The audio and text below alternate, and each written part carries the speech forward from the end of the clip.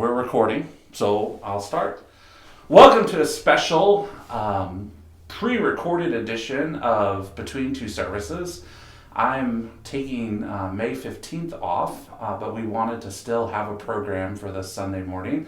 And so I asked our Daughters of the King chapter if they'd be willing to join me and record something in advance to talk about the work of their ministry and their chapter here at St. John's. So I'm delighted to be joined this morning by Sarah and Virginia and Jan. And thank you for making time for us this morning. And let's talk about the daughters. I'm excited. This is one of those ministries that we have at St. John's where I feel like you all touch the lives of so many of our parishioners in important ways, but very subtle, very humble ways. Like there isn't a lot of rah, daughters. It's just very quiet service, but nevertheless it's important. And so like here is an opportunity for you to sit under our bright lights in the shadow, bright lights in our studios and kind of let your ministry shine a bit. So can you tell me about the daughters? Thanks, Father Dana, for having us. Our daughters chapter here at St. John's began in 1997, in January. That's when about 9 of us were admitted to the chapter. I found out when I went to the first meeting that you don't become a member right away. You study for approximately 12 lessons. And we have help from the national office as well as our diocesan officers here in Lexington. Most of them are in Lexington. But we have a handbook which has lots and lots and lots of information. I will mention that it is an order, and don't let that scare you off. We're not spiritually elite at all. And Joe Hughes, one of our founding members, was approached one time and said, "Well, does that mean you're like a little nun?" And Joe said she had been a Roman Catholic at one time, so she really appreciated that. But no, we're not like little nuns. Although we do place a lot of emphasis on prayer, service, and evangelism. And we have not done a whole lot of evangelism. We are trying to branch out and include more members. This is just a visual of the 3 circles and our modified Greek cross. And that is the way you can identify us. Our members currently are myself, Sarah Hellard, Virginia Ballard, Jan Lewis, Connie Spencer, Joe Wilhite, Joe Hughes, who moved to Ohio but still has her membership here, and Pat Ricketts, Marianne Overturf, and Ruby Snyder has chosen to still be a part of our group, although she lives in Lexington. She's 96 now, and kind of amazing that she wants to continue to pray. She considers this parish was very special to her. And her husband's service was here at St. John's, which reminds me of one of our service projects. For about 8 years, we volunteered to families. We offered to them the option of having a reception here at the church, and we organized it, the food, etc., and served the family and their friends and family afterwards. And it was, when my daughter died, it was a tremendous help.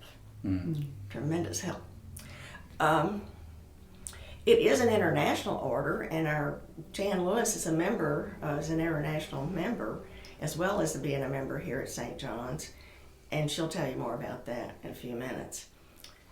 I want to add Linda Wardell. Oh, I'm sorry. Well. No, it's Thank okay. you. I was amazed that you remembered and could spiel off all the names. And Betty Gill. And Betty Gill. Betty Gill has, thank you, Virginia. Betty is not able to be here today, and Joe Wilhite became a little bit shy, but she's a very dear person, and would take your request if you approached her and wanted to ask her for us to place you or someone that you know on our prayer list.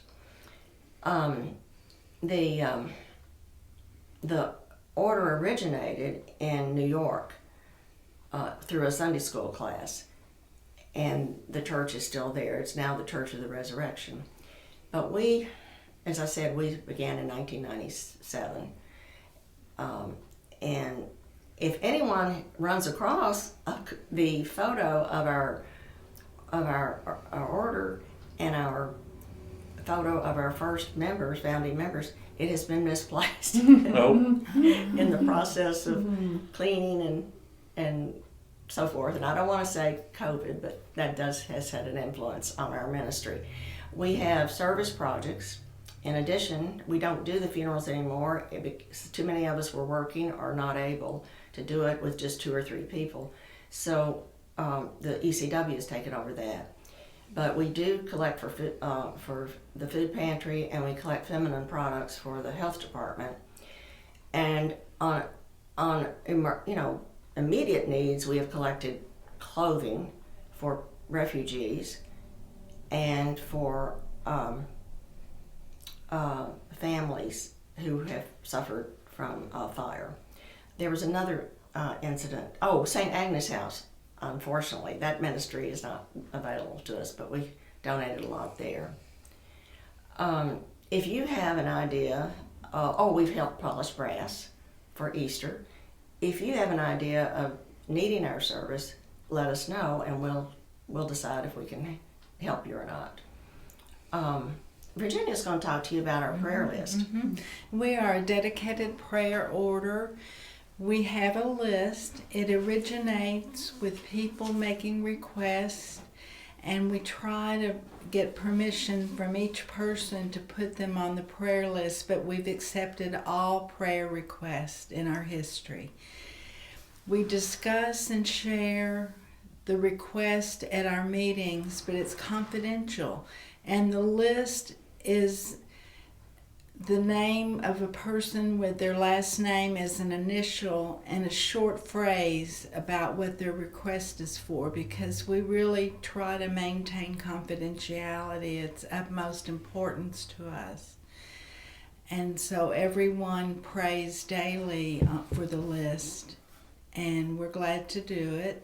And the Thinking of You cards are the way that we connect from the prayer list to people that have made requests newly. So look for your card, and we get a lot of feedback that they are very helpful and that our prayers are powerful.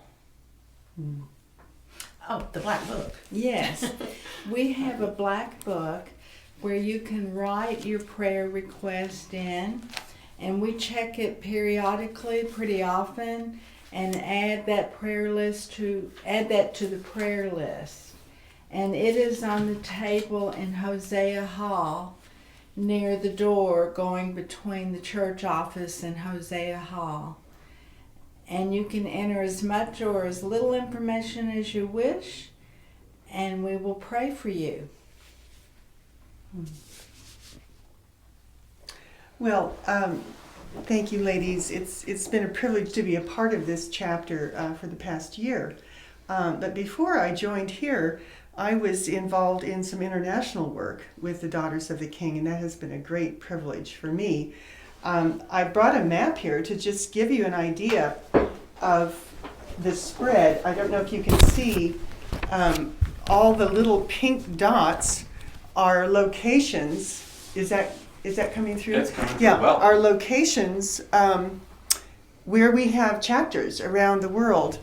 And I used a map here from Voice of the Martyrs because what you'll see is that some of these chapters are in places where Christians experience some degree of persecution or pressure against them.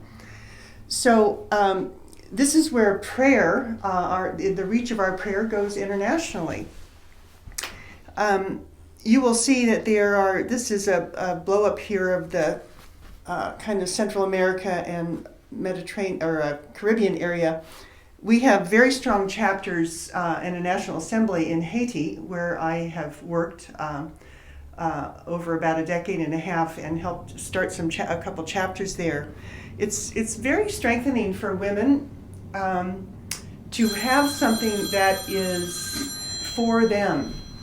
And, we have ECW and some other things that are for women, but this focus is really, as the ladies have mentioned, on prayer and service.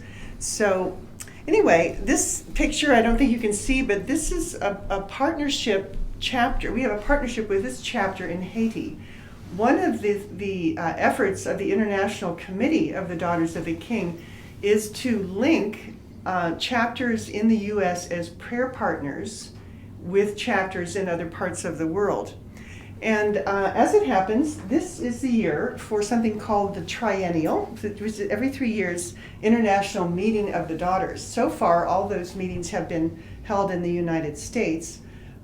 We haven't yet expanded out, but the International Committee is able to invite and pay for a couple women to come from each National Assembly in countries that have National Assemblies.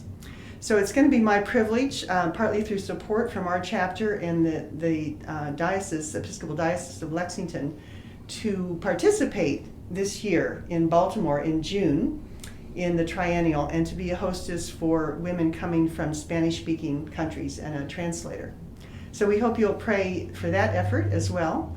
And I'd be happy to answer more questions after services or whatever. I'll just be with you for another month. But I'm going to continue my membership here because I'm going back to a parish that currently does not have an active chapter. So it's a great blessing. It's a wonderful fellowship for women. And I want to just say a word about junior daughters. There are places where there are junior chapters. Girls from age 8 up can join. And here in our diocese, we just have one junior chapter active right now, and that's at the cathedral. Pat Arnold is the directress for that chapter, and she could answer questions. But it would be great if we had enough interest. It takes 3 girls to start. Like the seniors, they go through a period of training, and it's a time of really enrichment and mentoring for young girls in their faith. So it would be great, I think, for our young women here, young girls, if we could get something like that going. And some of them can be from other denominations. Yes, Correct. that's the beautiful thing about the junior daughters, is that I believe any girl who's been baptized, of course that would assume they're from a congregation where they do infant baptism. So we know there are variations there. But yes, it's a means of outreach for other girls in the community who might be interested. Mm-hmm. I did have a chapter at my former parish, and I felt, honestly, it was one of the most important things I did with my life, was to help mentor those young girls, and I still keep in touch with most of them 20 years later. Oh, that's wonderful. I'd like to mention that we have had a variety of programs. We meet once a month, and we don't always put it in the church calendar that goes out in the Eagle Wings and things like that. If three or more of our members can't be present, we often reschedule. So that's the reason we haven't publicized it. But we do want you to know that we do meet regularly, and Father Dana is our chaplain, and he will take prayer requests often and pass them on to us. But as far as our programs, we've done Bible studies. We did both of Paul's letters to the Corinthians, and it took us about 9 weeks or more. No more than that, didn't it? I think we spent 3 sessions. Yeah, at least. Sharing and discussing, yeah. And we've done other Bible studies. We've done like the Benedictine way of life. We've done contemplative prayer. We had a program on Jerusalem that Catherine Harper presented for us. We've had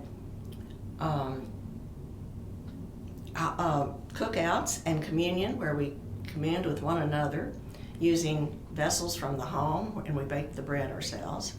We've had some guest speakers, and always in Advent, at the beginning of Advent, we have a quiet day, and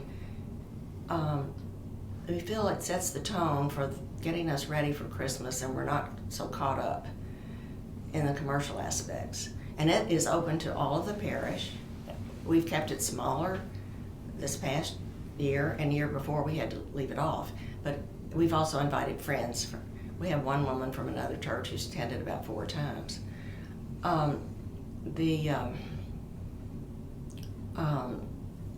We're open to help you also if you have needs. Some of us have helped with reading camp. You don't have. Each person in the beginning had a ministry.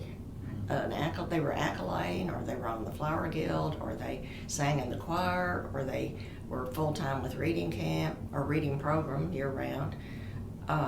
Betty Gill played the organ for a year. So it's varied.